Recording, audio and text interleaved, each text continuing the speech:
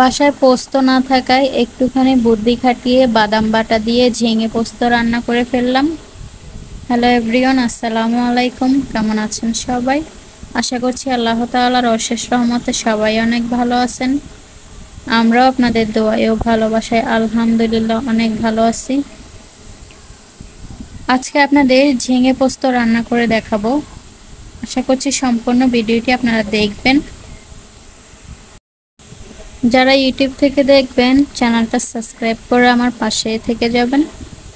সবাই একটি লাইক দিয়ে ভিডিওটি প্রথম থেকে শেষ পর্যন্ত কন্টিনিউ করবেন। পোস্ত বাটা দিয়ে ঝিঙে রান্না করলে অনেক খেতে ভালো লাগে।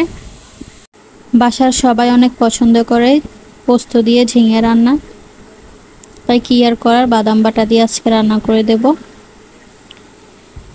ঝিঙের গায়ের খোসাগুলো আমি প্রথমে ছাড়িয়ে নেব। একটার ছাড়ানো হয়ে গেছে, বাকিগুলো একইভাবে ছাড়িয়ে নেব। ঝিঙের খোসাগুলো ছাড়ানোর পর এইরকম করে গোল করে কেটে নিয়েছি। এরপর পানি দিয়ে পরিষ্কার করে ধুয়ে নিয়েছি। আর এদিকে চিংড়ি মাছ নিয়েছি, এখন আমি রান্না করব। তো সাথেই থাকুন কিভাবে রান্না করি। রান্নার জন্য কড়াইয়ে সয়াবিন তেল দিয়ে দিলাম। তেল গরম হওয়ার পর পেঁয়াজ কুচি দিয়ে দিলাম। পেঁয়াজ কুচিগুলো একটু নেড়ে চেড়ে দেব।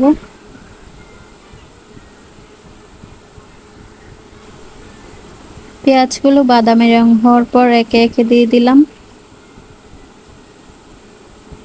বাদাম বাটা, সরিষা বাটা, অল্প একটু রসুন বাটা, আদা বাটা। এইবার খুব ভালো করে নেড়ে চেড়ে দেব। এরপর একে একে দিয়ে দিলাম সামান্য হলুদের গুঁড়ো, লবণ দিয়ে দিলাম। এরপর দিয়ে দিলাম পেঁয়াজ বাটা।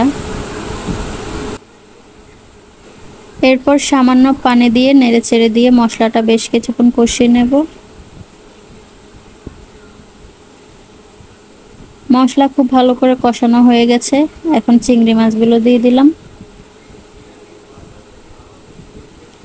চিংড়ি মাছগুলো দেওয়ার পর খুব ভালো করে নেড়ে চেড়ে দিয়ে এইবার ঝিঙেগুলো দিয়ে দিলাম।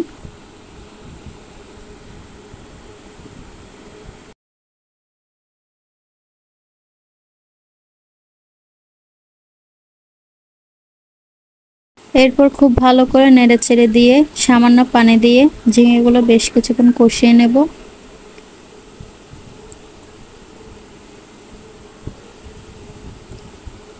ঝিঙেগুলো খুব ভালো করে কষানো হয়ে গেছে, এখন রান্নার জন্য পর্যাপ্ত পরিমাণে পানি দিয়ে দিলাম।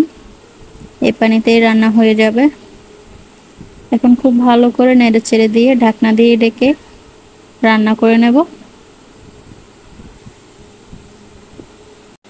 বেশ কিছুক্ষণ পর ঢাকনা খুলে একবার দেখে নেব।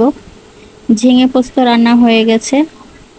সবশেষে উপর দিয়ে ধনেপাতা কুচি দিয়ে নামিয়ে পরিবেশন করে নেব।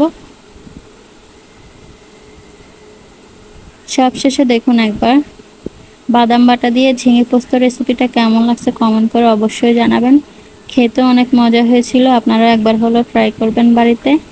তো আজকে এই পর্যন্ত, সবাই ভালো থাকবেন, সুস্থ থাকবেন। আল্লাহ হাফেজ সবাইকে।